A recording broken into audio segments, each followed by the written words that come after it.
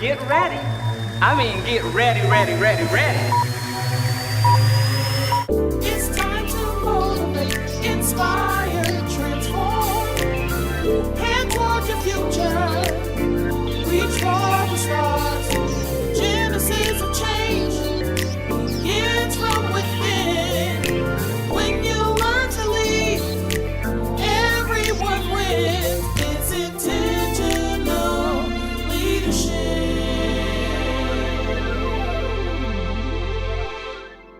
Welcome back, mentees. We're so glad that you could join us on our Intentional Leadership podcast, powered by Academy of Dallas and Bexar County Academy Public Charter Schools. And today we have an exciting guest to talk about some serious issues, but I am so glad we were able to schedule you and you took the time out to meet with us and share some insight. Would you please introduce yourself and talk to us a little bit about your current role? Sure. Well, first off, thanks for having me, Dr. Ross. My name is Dr. Tony Walker. I am a senior director over strategic education initiatives with the Meadows Mental Health Policy Institute. If you're not familiar with the Meadows Institute, we are a Texas-based, statewide, nonprofit, nonpartisan organization that is basically a think tank. We like to call ourselves a do tank for all things mental health in Texas. And so we have different divisions of our organization that focus on different areas of mental health. For example, we have a whole team that does veterans mental health. We have a team that does jail diversion programming and thinking about the way that we can improve the way that policing is done if we train our officers through a mental health lens. We have a division that focuses on children's mental health, and I help to lead our education portfolio and everything that involves our school-based mental health programming. Wonderful. And I had an opportunity to kind of look over your bio as it relates to education and your work. Talk to us specifically about that, your roles in the past and your support around mental health. Yeah, sure. So, I've spent my entire career at the intersection between education and mental health. I started my career as a high school teacher. I found that my favorite part of the job was working with students one-on-one. And so I decided I wanted to become a school counselor. Became a school counselor. I loved it, but I knew that there was something that was missing from my role as a school counselor. And I think what I began to realize more and more was it was that clinical mental health piece. So I went ahead, I pursued my clinical licensure, and then just started working my way up through the ranks of leadership in education, was a director of counseling services. And then most recently, for the past 10 years, I was a senior leader with Uplift Education, which is, of course, the largest open enrollment charter school network in North Texas. And while I was there, I led and founded all of our student support services division. So that included 5 departments, which included all of our social and emotional learning programming, clinical mental health services, all of our prevention and wraparound supports, things like substance use prevention, suicide prevention, that sort of thing. I also led our student discipline work, and we tried to do that through a very restorative lens. And then finally, our strategic partnerships. So certainly learned a lot along the way in that journey, and now excited to help scale all of those learnings across the state in my role at the Meadows Institute. Because when I was at Uplift, we did quite a lot in terms of school mental health. And by the time, after 10 years, we were actually one of the largest school-based mental health programs in all of Texas. Well, we definitely want to pick your brain as it relates to social emotional learning and really looking at the whole child, specifically as it relates to COVID and some of the problematic issues that we're currently facing as administrators, as teachers, as parents, around mental health. Could you share some of maybe not a story per se, but give us some guidance as it relates to mental health, especially as it relates to COVID and coming back, the social-emotional issues that our children are currently facing, as well as the adults in the building? Oh my gosh. Yes. Well, yeah, that is the question, right? And so, we know the reality is we were in a mental health crisis before COVID ever hit us, Absolutely. Right? We know Absolutely. that 1 in 5 kids, 20% Wow. of kids are likely to experience a significant mental health disorder at some point in their life. And the problem is that only 10% of those kids are actually receiving the treatment that they need. We knew that before the pandemic, incidence of kids experiencing major depressive disorder had already increased by 40%, that those that were making suicide plans had increased by 44%. This was before the pandemic, right? So of course, when COVID-19 hit and all of the, the factors that came into play, we know that those numbers have just skyrocketed, right? We know that since COVID, our kids are dealing with whole new issues. We've had over 140,000 children, I just read in a study the other day, that have lost a parent or a primary caregiver, right? And so we've got, and that's a low estimate, right? We've got hundreds of thousands of kids that are grieving. Our suicide ideation rates have skyrocketed. There's been over 6,600 kids who have committed suicide nationwide, and that was as of 2020. I just read, I'm based in Dallas, I just read stats yesterday that in 2021, we've had 136 kids ages 10 to 18 in Dallas and Tarrant County who have died by suicide in the past year. I mean, so you see, like the issues have just skyrocketed. Yes. And of course, we could make similar statements about adults who are also burnt out and tired and stressed and dealing with their own trauma and their own mental health issues as well. Absolutely. You can see that with our teachers and the number of teachers that either have retired or are just getting out the profession as a whole because of the demand of the workload, and trying to educate children that were already behind but are now even further behind. And to, not having the clinical experience, having to deal with some of those problematic issues that are now within in the classroom. What would you, and I'm thinking about me as superintendent, at the lens of even a principal, what can we do to support children and the adults in the building to, deal with some of the things and some of the issues that are currently happening at this particular time? Yeah, I mean, the good news is I think there are a lot of things that we can do, right? This is not a hopeless situation. There are very clear actions that we as educators and education leaders can take to help not only kids, but the adults in the building as well. But I think it's just a matter of doing them, right? And so I think the first part of the question is we've got to name it as a priority, right? We have to acknowledge that mental health is real, which I think we're doing since COVID, more and more, right? I think more of us are aware that mental health is a real and important thing.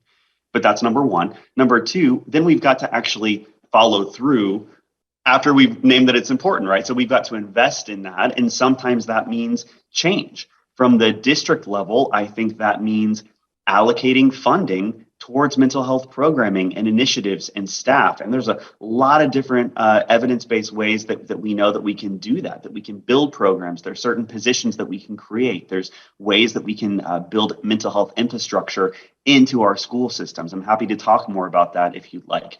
And then I think the same is true at the principal level or the teacher level, right? We've got to acknowledge that our responsibility as educators goes beyond reading and writing and math, and that it's more than test scores. And we know that kids will not learn, they will not achieve academically if their mental health needs and social emotional needs are not being met. So I think it's just making it a priority. And then there's some really specific strategies, that we can talk about that I'd recommend that folks consider. Well, I think as leaders, I want you to hear what he's saying. First of all, I'll recognize that there has always been an issue. But now it's more talked about based upon our living through COVID, and it really has impacted the learning environment. So at the district level, taking the resources, financial resources, human capital that is needed to assure that, we can support the initiative around mental health. And then he's going to share with us some strategies as it relates to that, the next step. I definitely want to I give will. those mentees some tools that they can take away from the podcast to get at least started in that particular process.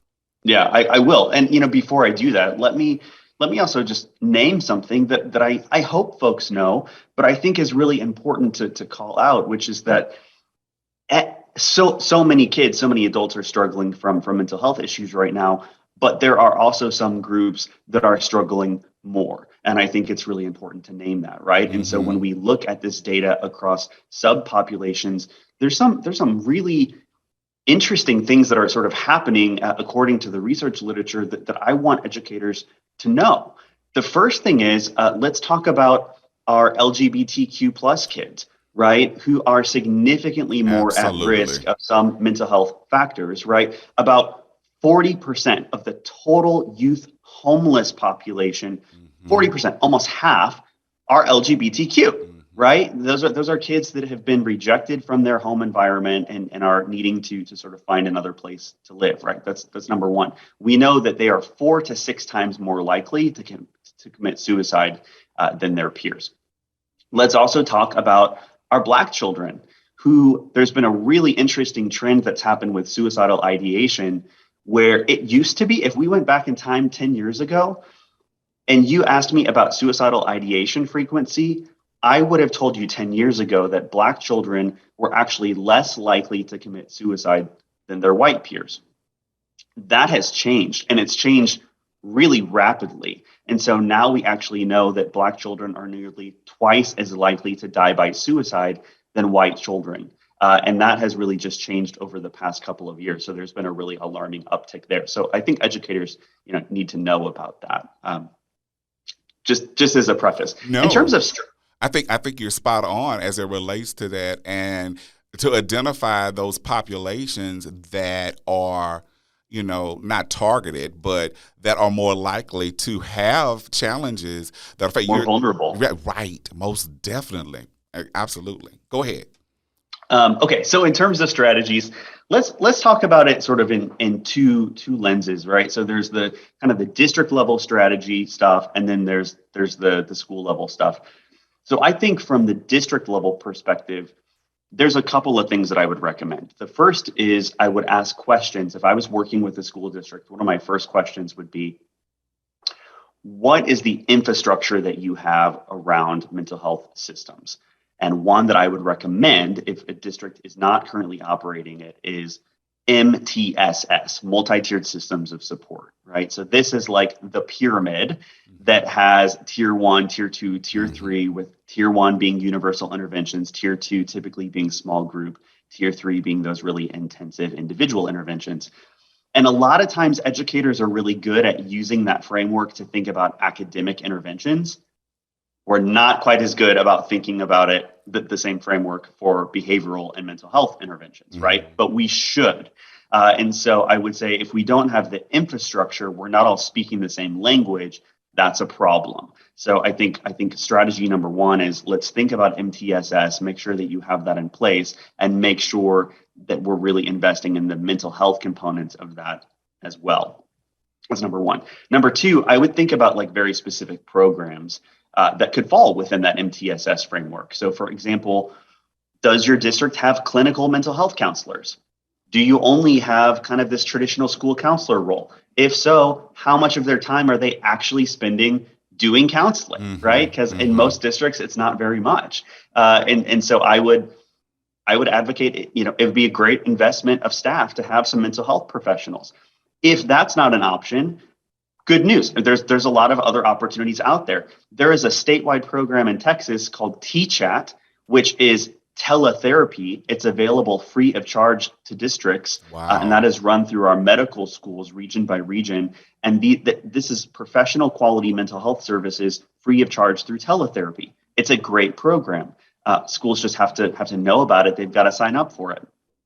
If they're not interested in that, good news. There's another option. I think the other option is community providers and really leveraging community providers to come into the school. And as we get further along, I can share some really interesting examples of districts that have done that. I think really, really well. But I mean, there's lots of ways to meet the need. I think it's just a matter of sort of picking the avenue that's going to work best for your district, because we know that one size doesn't fit all.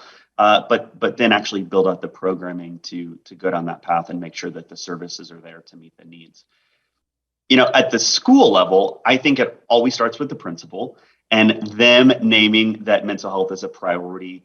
And I think what we're really talking about there is creating great culture, school culture, investing in the priority of strong student-teacher relationships. One of the number one determinants of whether or not a student learns is whether the student perceives that their teacher likes them. Absolutely. It's like one of the number one Right. the number one determinant, right? But if you don't have strong student-teacher relationships, then that's never going to happen. So I think investing in social emotional learning curriculum, making sure that your school counselor isn't just pulled into academic scheduling and course credit checks and testing duties, but they actually have some time to do some counseling. Like there's Yes. things within your locus of control as a principal that you can help prioritize for your staff. What I'm hearing, everyone, mentees, as I always say, you have to be intentional. You have to be intentional with your focus as it relates to mental health awareness, and also supplying those resources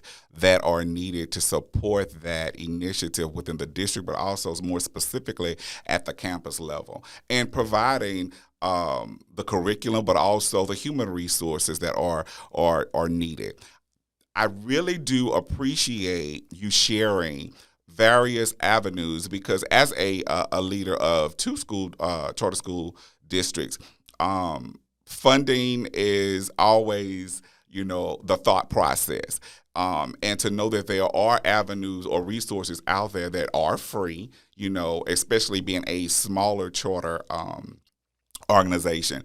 That's wonderful to know. So that was an aha moment for me. And I want to make sure that those individuals that are listening to the broadcast really capitalize on some of those resources, definitely those strategies that he shared. And I echo what you're saying as it relates to the culture as well as the climate of the building, as it relates to, first of all, being comfortable to have those conversations around mental health and wellness, as well as where students feel comfortable if they're going through a traumatic episode, that they can talk to a teacher, and that is through relationship building, which needs to be priority. Yeah. And we have to focus on that, because anyway, for us to if we want to get those academic outcomes, we're going to have to make sure that they're mentally ready to receive instruction, and that's the bottom line. Mm-hmm. But it starts with the principal, because if we just say, yeah, this is important, guys, but then we never talk about it again, right, or we're not bringing it into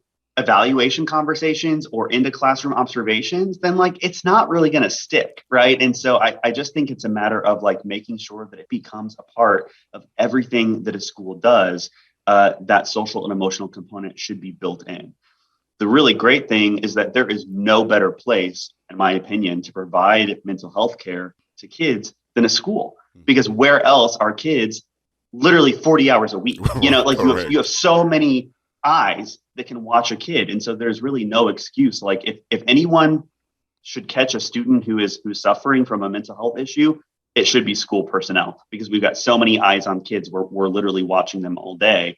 And we know them, right? And we know their families. And so we should be able to tell if there's some sort of behavioral change or something that feels a little bit off, to then be able to route them to the types of services and care that they need.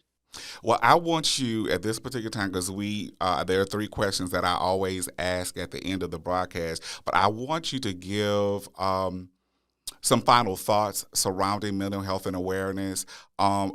You want to restate some of the resources that are made available to districts, parents, even teachers, adults within the building.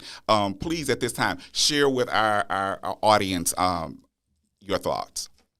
Yeah, sure. So I would say, number one, we're in a critical situation, right? But the good news is that it is not a hopeless situation, and that there are very clear solutions that can be put into place. It is not too late for us to build out programs and services that will help meet the holistic needs of our students and our staff and our parents and our communities, right? So there are very clear things that we can do, I think, is point number one. point number two is if you are in a position where you have decision-making authority to potentially build some of these programs, and I think we all do, right? No matter what your role is, Right. it's just what's within your locus of control.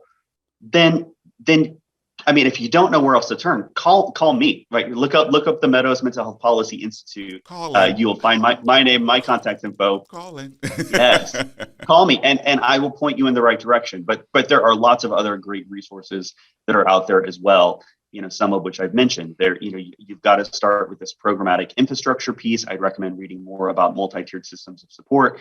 I always recommend some avenue of service provision, and whether that's in-house, that you're building out kind of your own clinical model of supports, or maybe you're leveraging things like T-Chat, which is the teletherapy that's available, or you're leveraging community partners. Like you got to have a place to send kids, when they have those needs. And then finally, just know that you can do it, right? All of us are sort of in a different place with this work, and some districts, have bigger budgets and more resources that they can allocate than others. But all of us have the ability to really make a substantial difference as we do this work and better the outcomes for kids. And I just think this is such a fundamental piece of it. So, I feel very encouraged to hear some of the conversations that I've been part of recently with superintendents and leaders across the state, where more and more and more folks really feel energized about this topic. And so we've just got to keep moving forward, regardless of all of the other noise that might be in the background.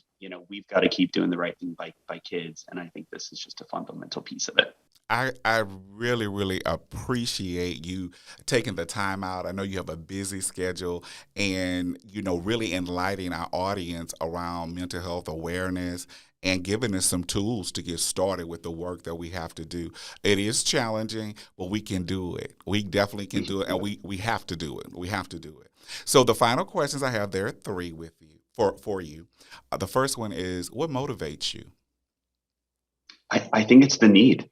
I think it's the need. When I think about the 136 kids in just Dallas and Tarrant County that last year took their lives, that's what keeps me up at night. That's what gets me to jump out of bed every morning and say, we've got to do better, and we can. And so that's what really fuels my passion.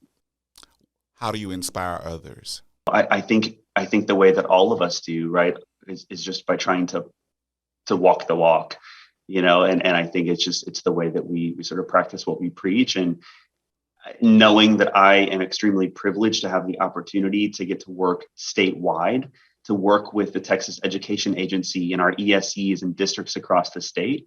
And so I think it's just about authenticity. And when you talk about the reality of the needs and the severity of the needs, it just kind of shines through, that this is real, and this is something that we need to unite around. And I think that's always inspirational to others. And the final question, how do we transform mindsets to meet those desired outcomes?